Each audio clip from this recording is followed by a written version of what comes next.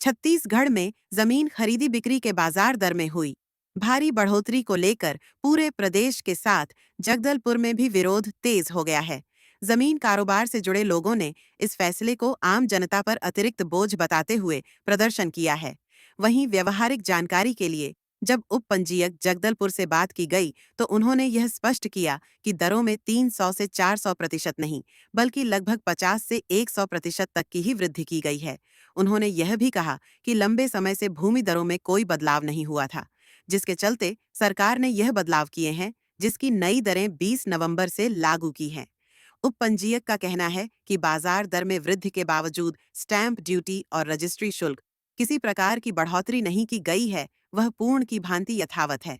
वहीं दूसरी ओर जमीन कारोबारियों का कहना है कि इस बढ़ोतरी से आमजन के लिए जमीन खरीदना बेचना अब और महंगा हो गया है।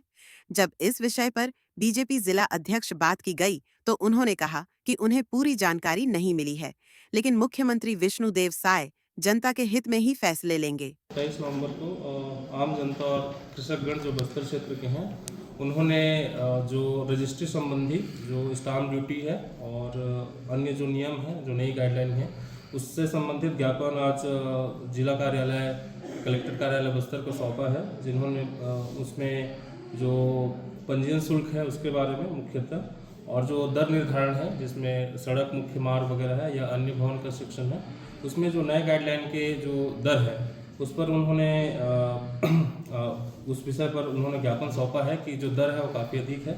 दूसरा कि एक 5 डिसमिल वाला जो नई सरकार ने गाइडलाइन निकाला है कि 5 डिसमिल से कम भूमि का विक्रय नहीं किया जा सकता, उस संबंधी भी ज्ञापन पे हमको एक बिंदु मिलता है। इस प्रकार से एक ज्ञापन कलेक्ट्रेट को एड्रेस किया गया है, जिस पर आगे जिला प्रशासन या शासन स्तर से कोई कार्यवाही होगी उसके बारे में उनको अवगत कराया जाएगा। वर्तमान में जमीन की रजिस्ट्री को लेकर के लोगों में भ्रम फैला हुआ है कि 300 से 400% का इजाफा हुआ है। कैसा क्या गाइडलाइंस है, थोड़ा सा बताएंगे। नहीं, 300 से 400% इजाफा नहीं है। क्या पिछले काफ़ी वर्षों से गाइडलाइन में बढ़ोतरी नहीं हुई थी। इस बार सरकार ने थोड़े वैज्ञानिक तरीके से तार्किक ढंग से सारे रास्ते को एक मानते हुए, मतलब रोड में, ताकि क्या होता था पहले वार्ड में या किसी गांव में रोड के उस पार कुछ अलग रेट रहता था, रोड के इस पास कुछ अलग रेट रहता था, तो उसको तर्कसंगत करते हुए और दर में बराबरी लाने का प्रयास किए हैं। और इसके अलावा यह है कि जब रोड में बराबरी लाएंगे तो किसी जहाँ कम था तो उसके अपेक्षा ज़्यादा दिखेगा, लेकिन जहाँ ज़्यादा था वहाँ पे इक्वल दिखेगा। तो लगभग उसमें 50 से 100% की ऐसी लगभग कम और ज़्यादा उसमें बढ़ोतरी है उसमें। और वो सब ये है कि चूँकि तर्कसंगत रेशलाइज करना था सारे दरों को, कि रोड में एक तरफ ज़्यादा ना दिखे, एक तरफ कम ना दिखे। कितने प्रतिशत की बढ़ोतरी हुई? उसे 50 से लेके लगभग 300% के आसपास की बढ़ोतरी हुई है, कहीं पे कम कहीं पे ज़्यादा, ऐसा करके। वर्तमान में जो रजिस्ट्री हो रही है वो किस दरों पे हो रही है? अभी तो नए दरों पे हो रही है, जो नए दर पे आ गए उस पर हो रही है, 20 तारीख से लागू हुई है। तो मतलब ये एक एकड़ की ज़मीन जैसे मान लीजिए 10 लाख रुपए की होती है जी। और अब उसमें स्टैम्प ड्यूटी पहले कितनी थी और अभी कितनी हो सकती है, मोटा मोटी? स्टाम्प ड्यूटी में किसी प्रकार का अंतर नहीं आया। स्टाम्प ड्यूटी पंजीयन शुल्क में कोई अंतर नहीं है। पहले भी स्टाम्प ड्यूटी 6.6% लगता था, अभी भी 6.6% लगता है स्टाम्प ड्यूटी में। पंजीयन शुल्क 4% लगता है, तो भी अभी लग रहा है। बाजार भाव बढ़ा है जरूर, उसके हिसाब से उसमें वेरिएशन आता है। इसके लिखित आदेश कब आए थे? लिखित आदेश मतलब किस प्रकार के आदेश? अधि हस्ताक्षरित आदेश जो मंत्रालय से जारी हुए होंगे इस विषय को लेकर, गाइडलाइन को लेकर, वो कब जारी हुआ था? नहीं, गाइडलाइन तो बनाने का काम तो चल रहा था ना, उसमें कोई लिखित आदेश मतलब मैंने आप क्या चाह रहे हैं, मतलब किस प्रकार के लिखित आदेश?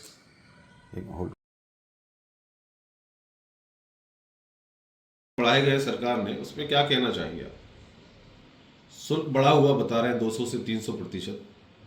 देखिए, गवर्नमेंट का जो गाइडलाइन है अभी तो आया नहीं है, और गवर्नमेंट का जब गाइडलाइन सत्यापित जो प्रमाण आएंगे उसके बाद ही ज़मीन के शुल्क पे हम बता पाएंगे। अभी तक इसका जानकारी मुझे नहीं है। जैसे आपने कहा कि ग्रामीणों ने कहा है, अब ग्रामीण कौन सा ऐसा एविडेंस उनको मिला है जो भूमि संबंधी बात कर रहे हैं, अब वो उनको पता होगा। बाकी रही बात भारतीय जनता पार्टी की सरकार, विष्णुदेव साय जी की सरकार है, जनहित में हमारा सरकार लगा हुआ है और पब्लिक के साथ किसी भी प्रकार का अन्याय नहीं होगा, ये तो तय है। सबका साथ सबका विकास करने वाली सरकार है। इसलिए जब कोई सत्यापित प्रमाण आएंगे तब फिर हम उस पर बात करेंगे कि एक्चुअल में क्या वो मामला है उसमें। आदिवासी बाहुल्य क्षेत्र है तो इस हिसाब से ये सर्कुलर छत्तीसगढ़ के लिए तो एक ही लागू होगा। अब रही बात क्षेत्रीय स्थिति को देखते हुए, आखिर पहले ये तो क्लियर हो जाए कि मामला क्या है, जमीन का शुल्क कितना है, पहले कितना था, वर्तमान में कितना होने वाला है।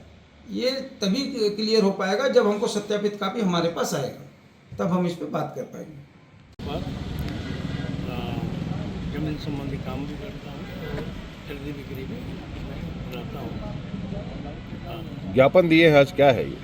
आज ये है कि शासन ने जो पहले कीमत था गाइडलाइन के अनुसार, उसका कहीं कहीं 3 गुना 4 गुना रेट में वृद्धि हो गया है, जिससे ज़मीन लेने खरीदने बेचने में बहुत दिक्कत हो रहा है। इतना सरकारी कीमत बढ़ गया है कि सामान्य लोग को ज़मीन लेना ही दुभर हो गया है।